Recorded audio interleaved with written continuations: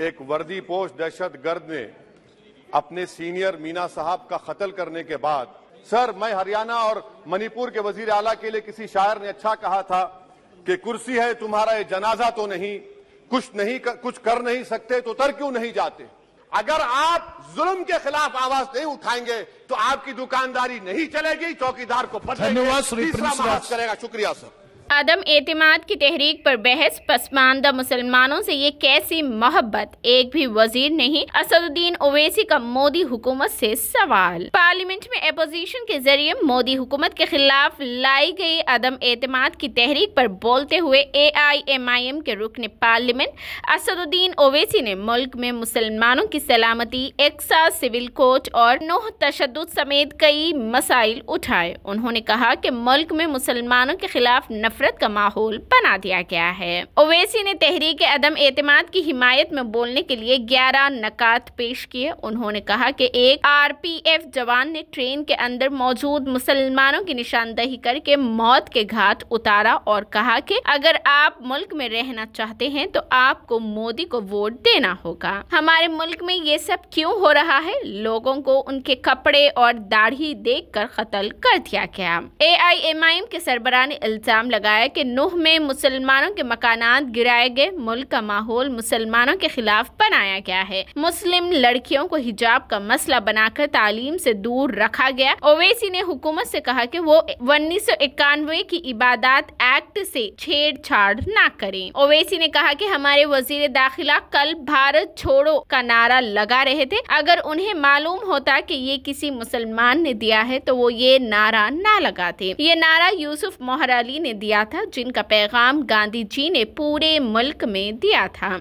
ओवैसी ने मणिपुर तशद्दुद के हवाले से एक शेर भी पढ़ा, कुर्सी है तुम्हारा ये जनाजा तो नहीं है, कुछ कर नहीं सकते तो उतर क्यों नहीं जाते। ओवैसी ने कहा कि अक़लियतों के बजट में 40% की कमी की गई है, कई स्कॉलरशिप्स खत्म कर दी गई है, जिसकी वजह से 1,80,000 मुस्लिम बच्चे मुतासिर हुए हैं। वजीर आजम को पसमानदा मुसलमानों से बहुत प्यार है, लेकिन आपकी काबिना में एक भी मुस्लिम वजीर क्यों नहीं है। इखलाक, पहलू खान और अंसारी समेत मॉब लिंचिंग में मारे गए तमाम मुसलमान पसमानदा थे। ओवैसी ने ऐवान में बिल्किस बानो के कसूरवारों की रिहाई का मामला भी उठाया। उन्होंने सवाल किया कि बिल्किस बानो इस मुल्क की बेटी है या नहीं। उसके मुजरिमों को इस हुकूमत ने छोड़ दिया। चीन पर हुकूमत को घेरे में लेते हुए उन्होंने सवाल किया कि चीन हमारे मुल्क के अंदर बैठा है, इस हुकूमत के लोग उस पर खामोश बैठे हैं। हैदराबाद के रुकने पार्लियामेंट ने कहा कि वजीर आजम खुद को विश्व गुरु कहते हैं, लेकिन कल भोजन जादू भूल गए थे। ये लोग UCC यानी यक्सा सिविल कोर्ट पर ड्रामा कर रहे हैं। ओवैसी ने सवाल किया कि मुल्क बड़ा है या हिंदुत्व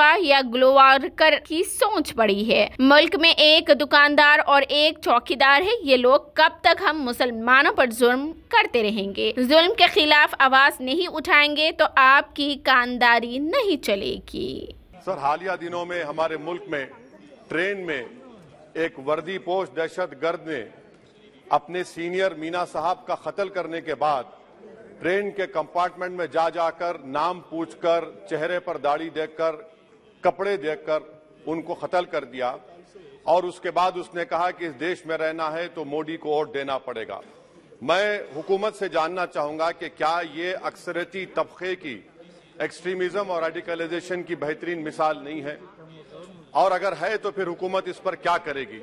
सर, हमारे आइन में, संविधान में लिबर्टी ऑफ कॉन्शियस को लिखा गया, तमहीद में, यानी जमीर की आजादी का जिक्र किया गया है। मैं हुकूमत से और खास तौर से वजीर आजम से जानना चाहता हूं कि कहां गया इस हुकूमत का जमीर, कॉन्शियस जिसको अंग्रेजी में कहते हैं, जब नूह में 750 इमारतों को बगैर ड्यू प्रोसेस फॉलो किए उनके इमारतों को मुनज़्ज़म कर दिया गया, और इसलिए कि वो मुसलमान थे, पूरे के पूरे इलीगल थे। इसीलिए पंजाब की हाईकोर्ट और हरियाणा की हाईकोर्ट ने कहा कि ये एथनिक क्लेंसिंग है। इसकी एक बेहतरीन मिसाल है उस हुकूमत की। तीसरी है कि इस मुल्क में एक नफरत का माहौल, बल्कि एक आतिश को पैदा कर दिया गया, मुसलमानों के खिलाफ नफरत का माहौल। ये इनका ये 9 साल का इनका ये कारनामा है। तीसरा सर, मणिपुर के ताल्लुक से कल बड़ा लंबा जवाब वजीर दाखिला ने दिया। सर, आसाम राइफल के ऊपर केस बुक हो जाता है, FIR हो जाता है, क्या हो रहा है वहां पर? कहां गया आपका कॉन्शियस, कहां गया आपका जमीर जब वहां की महिलाओं की अस्मत रेजी की जा रही है? और आप मुख्यमंत्री को नहीं हटाना चाहते इसलिए क्योंकि वो कोऑपरेट कर रहा है।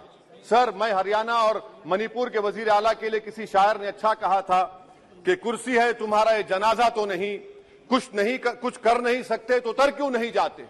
आखिर कहां गया? उन ताबूतों में खो गया कि आपका कॉन्शियस, आपका जमीर, जहां पर 50,000 लोग बेघर हो गए, यानी 6 लाख हथियारों को लूटा जा रहा है। आखिर कौन सा आप इंचार्ज वहां पर हैं? सर, 14 पॉइंट हिजाब को एक मसला बना दिया गया और मुस्लिम बच्चों को तालीम से महरूम कर दिया गया। क्या ये आपका लिबर्टी ऑफ कॉन्शियंस है? कहां गया आपका जमीर? सर, अभी आपने फाइनेंस मिनिस्टर साहबा ने कहा, यहां पर डीएमके के मोहतरमा कनीमोजी ने महाभारत के द्रौपदी का जिक्र किया।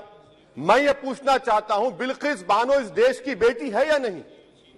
जिस बिल्किस बानो को लोगों ने 11 लोगों ने रेप किया, प्रेग्नेंट थी, उसकी मां का रेप किया, उसकी बेटी को कत्ल कर दिया, उसकी मां का कत्ल कर दिया, आपने कातिलों को रिहा कर दिया। ये आपका कॉन्शियंस है? ये आपका कॉन्शियंस है? आप तो मेजोरिटेरियन पॉलिटिक्स को फरोग दे रहे हैं। सर, आज चाइना के ऊपर कोई नहीं बोलते हैं। प्रधानमंत्री मोदी ने उस वक्त 2013 में जब प्रधानमंत्री नहीं थे कहा था कि समस्या बॉर्डर पर नहीं दिल्ली में है। अगर हम अपनी जमीन पर हैं तो डिसएंगेजमेंट क्यों कर रहे हैं? क्या आज चीन हमारी जमीन पर नहीं बैठा है? क्या आज चीन से आप बातचीत कर रहे हैं? आप डिसएंगेजमेंट कर दिए। बताइए डी-एस्केलेशन, डी-इंडक्शन कब होगा?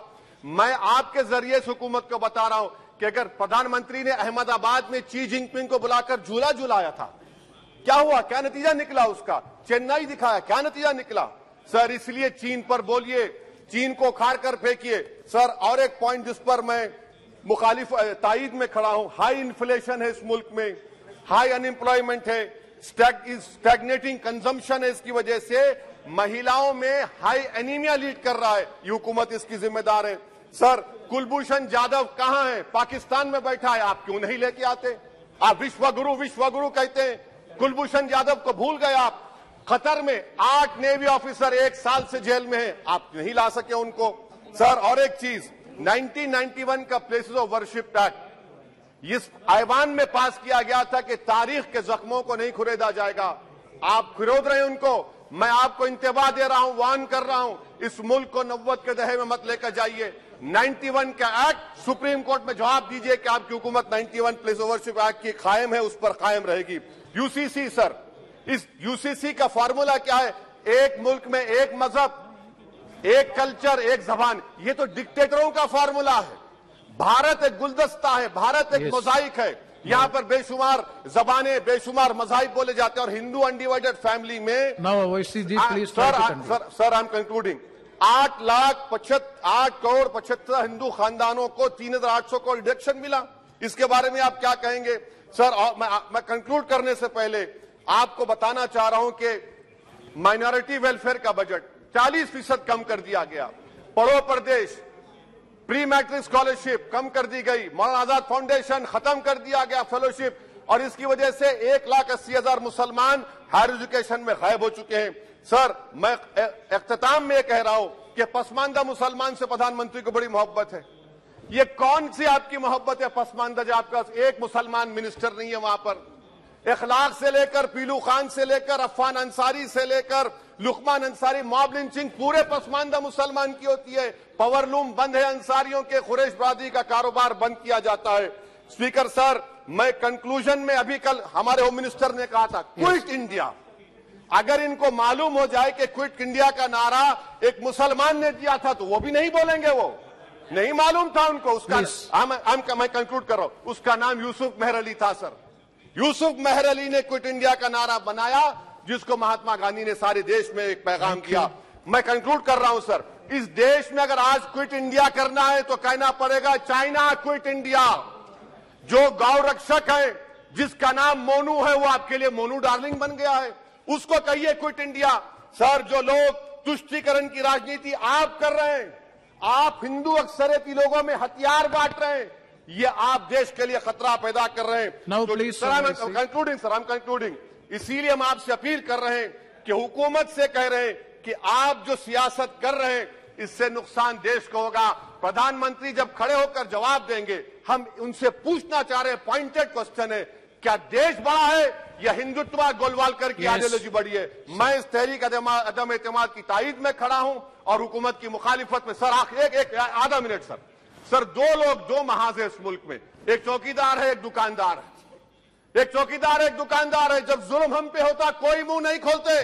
यूएपीए का कानून अमित शाह ने लाया, इन दुकानदारों ने तायद की। आज उस यूएपीए का कानून में 83 साल का बुढ़ा सिपर खत्म करो, सिपर नहीं होने से मर गया। आखिर कब तक दुकानदार और चौकीदार हमारी लाशों पर सियासत? सर हम कंक्लूडिंग, कब तक सियासत करेंगे? अगर आप जुल्म के खिलाफ आवाज नहीं उठाएंगे तो आपकी दुकानदारी नहीं चलेगी, चौकीदार को पकड़ेंगे, तीसरा महाज करेगा। शुक्रिया सर।